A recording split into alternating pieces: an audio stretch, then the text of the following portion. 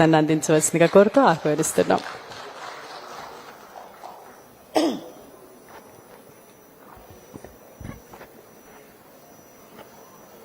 ముందుగా ఒక మంచి కార్యక్రమంలో పాల్గొనే అవకాశం కల్పించినందుకు సోదరి అదితి గజపతిరాజు గారికి, ఈ కార్యక్రమంలో పాల్గొంటున్న పెద్దలు, మనందరం కూడా ఎంతో గౌరవించుకునే వ్యక్తి, మరి ఈరోజు గోవా గవర్నర్గా మనందరికీ అభిమాన నాయకులు అశోక్ గజపతిరాజు గారికి, మిత్రులు ఆంధ్రప్రదేశ్ అసెంబ్లీ స్పీకర్ సోదరులు అయ్యన్న పాత్రుడు గారికి, ఈనాటి ఈ కార్యక్రమానికి ప్రత్యేకంగా సివిల్ ఏవియేషన్ మినిస్టర్గా మరి ఎంతో బాధ్యతలో ఉండి ఇక్కడికి ముఖ్య అతిథిగా చేసిన సోదరులు రామ్మోహన్ నాయుడు గారికి, మరి ఈ కార్యక్రమం సాకారం కావడానికి ఏదైతే మానసాస్తో మొత్తం కూడా ఎంఓయూ చేసుకుని ఈరోజు ఒక మంచి కార్యక్రమానికి శ్రీకారం చుట్టిన జిఎంఆర్ గ్రూప్ చైర్మన్ సోదరులు రాజు గారికి, మరి సెంటర్ ఆఫ్ అట్రాక్షన్ ఇదంతా కూడా ఈరోజు ఇక్కడ అవుతుందంటే దానికి కారణం ఏంటో తెలుసు. మన యువ నాయకులు హెచ్ఆర్డీ మినిస్టర్గా ఉన్న లోకేష్ గారికి, అలాగే కార్యక్రమంలో పాల్గొంటున్న అధికారులు, అనధికారులు, ముఖ్యంగా చాలా మంది స్టూడెంట్స్ వచ్చారు. అందరికి కూడా అభినందనలు, ధన్యవాదాలు కూడా తెలియజేసుకుంటా ఉన్నాను. ఒక మామూలు ప్రావర్బ్ ఉంటుంది, vision with action can change the world అని. ఏదైనా కొత్త అవకాశాలు వస్తే దాన్ని అందిపుచ్చుకోవడంలో మన ప్రీతం ముఖ్యమంత్రి చంద్రబాబు నాయుడు గారు ఎప్పుడు కూడా ముందుంటారు. మరి ఈరోజు హైదరాబాద్లో ఆ రోజు 95, 2004 దాకా కూడా ఆ 10 సంవత్సరాల్లో ఏ విధంగా హైదరాబాద్ నగరం ట్రాన్స్ఫార్మ్ అయింది, కొత్తగా ఒక నగరం సైబరాబాద్ నగరం ఆ రోజు అభివృద్ధి చెందింది. మైక్రోసాఫ్ట్ లాంటి కంపెనీలని హైదరాబాద్ తీసుకొచ్చి ఐటీ అంటే హైదరాబాద్ గుర్తొచ్చే విధంగా చేసిందో అవన్నీ కూడా మనం కళ్ళ ముందు చూసాం. నాకైతే బాగా గుర్తు, నేను 99 ఫస్ట్ అప్పుడు అనకాపల్లి ఎంపీగా ఉన్నప్పుడు స్వర్గీయ ఎర్రనాయుడు గారితో కలిసి ఢిల్లీలో 5 సంవత్సరాలు అక్కడ ఉన్నప్పుడు సీఎంగా చంద్రబాబు నాయుడు గారు ఢిల్లీ వస్తే దేశ రాజకీయాలంతా కూడా ఆంధ్రప్రదేశ్ ఏపీ భవన్లో ఉండే. మరి ముఖ్యంగా ఆ రోజు ఆయన యొక్క దూరదృష్టి, ఐటీ కానీ లేకపోతే సివిల్ ఏవియేషన్ కానీ ఇవన్నీ కూడా ఎలా పొటెన్షియాలిటీ ఉంది, వాటి వల్ల ఏ విధంగా ఈ రాష్ట్రానికి బెనిఫిట్ జరుగుతుంది, ఇవన్నీ కూడా ఆలోచించి ఆయన చేసిన కార్యక్రమాలు చూసేవాళ్ళం. ఒక ముఖ్యమంత్రి ఎవరైనా ఢిల్లీకి వస్తే ఎప్పుడో 2 నెలలకో 3 నెలలకు ఒకసారి వస్తే ఆ కన్సర్న్డ్ పీఎంనో లేకపోతే ఒక మినిస్టర్నో కలిసి వెళ్ళిపోతారు. కానీ చంద్రబాబు నాయుడు గారు ఎప్పుడూ ముఖ్యమంత్రిగా ఢిల్లీ వచ్చినా కూడా అందరూ మినిస్టర్లకి టెన్షన్ అన్నమాట. అక్కడ కనీసం 15-20 మంది ఆ ఒక రోజులో కలవటం. మార్నింగ్ 8కి స్టార్ట్ అయితే నైట్ 11-11:30 కూడా. ఆ రోజు సివిల్ ఏవియేషన్ మినిస్టర్గా మన రూడీ గారని ఒక ఆయన ఉన్నారు.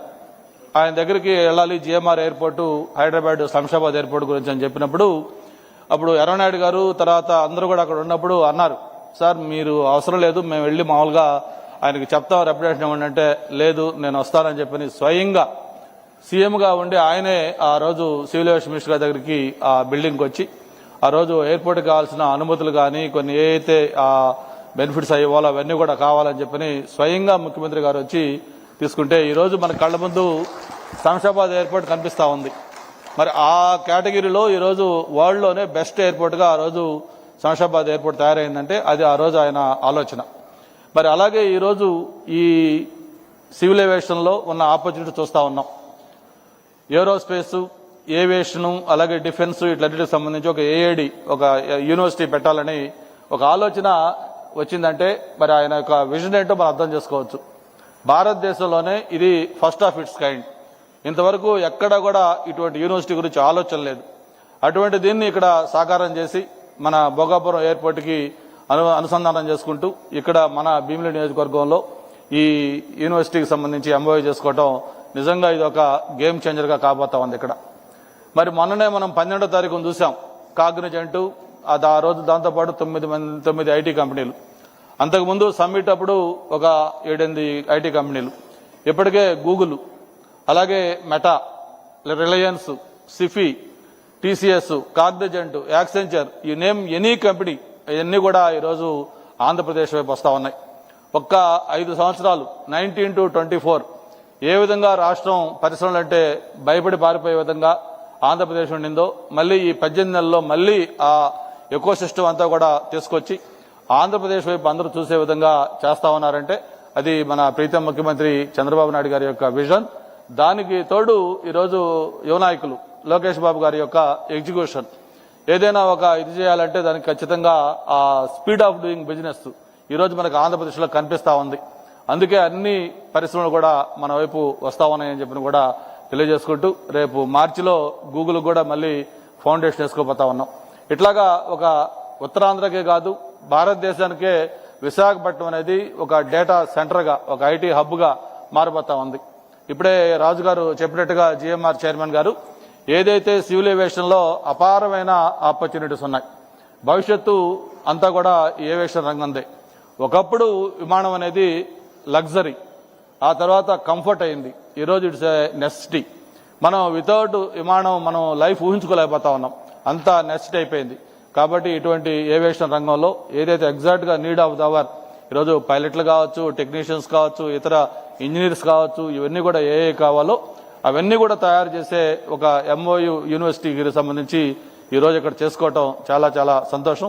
మరి ఎప్పుడు కూడా లోకేష్ బాబు గారు ఎప్పుడు ఏ ఫౌండేషన్కి వచ్చినా కూడా ఒక టైం ఫ్రేమ్ చెప్తా ఉన్నారు. 12 months అనే వాళ్ళంటే లేదు 11 months 29 days లో మళ్ళీ నేను వచ్చి రిబ్బన్ కట్ చేస్తానని చెప్పని.